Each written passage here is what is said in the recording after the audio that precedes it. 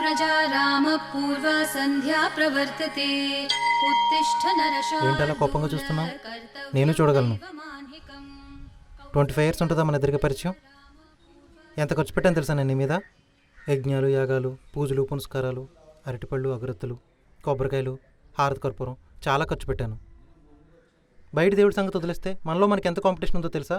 3 crores. అయినా సరే straight అవే నేను నీ దగ్గరికే వస్తాను. రోజు రావడం కుదరట్లేదని పక్కనే పెంట్ హౌస్ రెంట్కి తీసుకున్నాను. పొద్దున్న ఒకసారి, సాయంత్రం ఒకసారి నమస్కారం పెడతానా లేదా? ఇంత చేస్తానని నేను కాకపోతే ఎవరు సక్సెస్కి డిజర్వ్? అది నా క్వశ్చన్. నేనంటే నీకు లెక్కలేదులే, నాకు తెలుసా విషయం. సరే, ఆ లెక్కలు తెలుసుకోవడానికి వస్తున్నా. భక్త ఆగు, నువ్వు వస్తే రిటర్న్ టికెట్ కూడా ఉండదు. అయినా పాపి చిరాయువు, నువ్వు అంత తొందరగా చావవులే. నేనే వస్తున్నా, వెయిట్ చెయ్యి. అమ్మా, నిజంగానే వస్తావు మరి? Excuse me please. అమ్మా, కంగారు ఏంటండి? వచ్చే వరకు పిలుస్తారు, వస్తే గుర్తుపట్టారు కదా. అంటే మీరు నమ్మలేకపోతున్నాను. ఫోన్ కూడా లేదు సెల్ఫీ తీసుకోవడానికి. అమ్మా, కొంచెం నమ్మకం కలిగేలా ఎదురు చేయండి అమ్మా. కేజీ ఉప్మారావు తెచ్చుకో, ఉప్మా చేసి పెడతాను.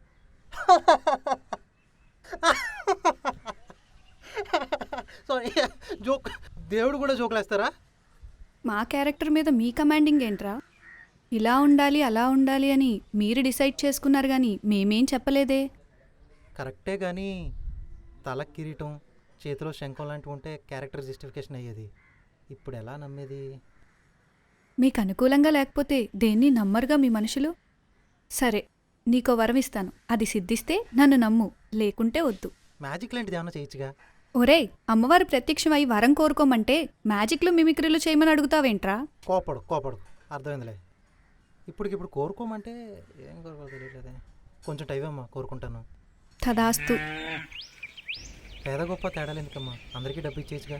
ఇస్తే హ్యాపీగా ఉంటారు. పండించేదెవడు, వండేవాడెవడు? అందరి దగ్గర డబ్బుంటుంది కదా. పోనీ బిల్డింగ్లు, కార్లు కొనుక్కుంటారు. కట్టేవాడెవడు, అమ్ముకునేవాడెవడు? అందరి దగ్గర డబ్బుంటుంది కదా. నిజమేనమ్మా, అలా అయితే అందరి దగ్గర డబ్బు ఉండకూడదు కదా. మేము చేసింది అదే కదా. అందరికీ ఆకలి ఇచ్చావు, అలాగే అందరికీ కష్టపడకుండా అన్నం ఇవ్వచ్చు కదా. అలా చేస్తే మీరు మనుషుల్లా ముందుకెళ్లేవారు కాదు, చెట్లలాగా అక్కడే ఉండిపోయేవారు. మనిషికి ఆకలే పోరాటం, ఆకలే గుణపాఠం. ఆకలున్నోడికి అన్నం ఉండదు, అన్నం ఉన్నోడికి అరుగుదల ఉండదు. వాడు దీనికోసం, వీడు దానికోసం పోరాడక తప్పదు. ఇదే సృష్టి ధర్మం. ప్రతిదానికి ఏదో కారణం చెప్తున్నావేంటమ్మా? కారణం లేకుండా ఏ పని చెయ్యను అని చెప్తున్నాను. అవన్నీ వదిలే, నాకెందుకు ఇలాంటి జన్మనిచ్చావు? కర్మఫలే జన్మం, రుణఫలే బంధం, ద్వయ సమన్వయమే జీవితం. అబ్బా, ఏదోటి చెప్పి తప్పించుకుందామనా? నీకు ఎన్నిసార్లు తలనెలలు ఇచ్చాను? ఆ కిషోర్ వాడు అసలు నీ గుడికే రాడు.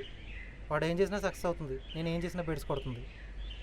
నువ్వేం చేసినా బెడిసి కొడుతుంది అంటే దాని అర్థం నువ్వు సరిగ్గా చెయ్యట్లేదని, ఎక్కడో ఏదో తప్పు చేస్తున్నావని. అంతేగాని నేను నిన్ను పట్టించుకోవట్లేదని కాదు.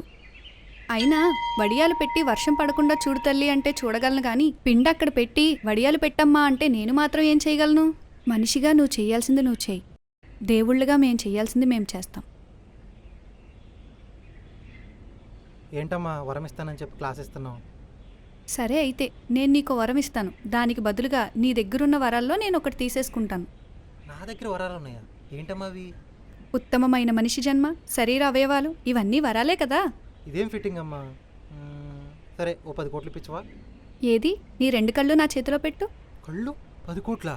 చీ, కళ్ళు లేని కోట్లు ఏం చేసుకోను? కాదు, పోనీ 1 కోటి రూపాయలు ఇప్పించవా? సరే అయితే అవేంటవి? నీ కాళ్ళు, అవి తీసేసుకోనా? కాళ్ళు 1 కోటి రూపాయలా? అవి లేకపోతే అసలు బతకలేనే. పోనీ ఇంత కష్టపడ్డా కదా, 10 లక్షలు ఇప్పించు. సరే అయితే నీ కిడ్నీలు తీసేసుకుంటాను, ఈసారి మాత్రం కాదనకూడదు. కిడ్నీకి 10 లక్షలా? 10 లక్షలు ఇక్కడే ఇస్తున్నారమ్మా, నువ్వు మరీ రేటు తక్కువ చెప్తున్నావు. చి, బేరాలాడుతున్నానేంటి? చిచ్చి, నాకు అర్థమైంది, నువ్వు నాకేమివ్వవు, నేను వెళ్తున్నాను. అయ్యో అలా అనకు, నీకు మాటిచ్చి వరం ఇవ్వకపోతే పైన నాకు మాట వస్తుంది. పోనీ నీ చెయ్యి తీసుకొని 3 లక్షలు ఇవ్వనా? అమ్మా, నాకు అర్థమైంది, నువ్వు నాకేం చెయ్యు, కష్టపడితేనే ఫలితాలు వస్తాయి. మంత్రాలకి చింతకాయలు రాలవు. నాకు బాగా అర్థమైంది.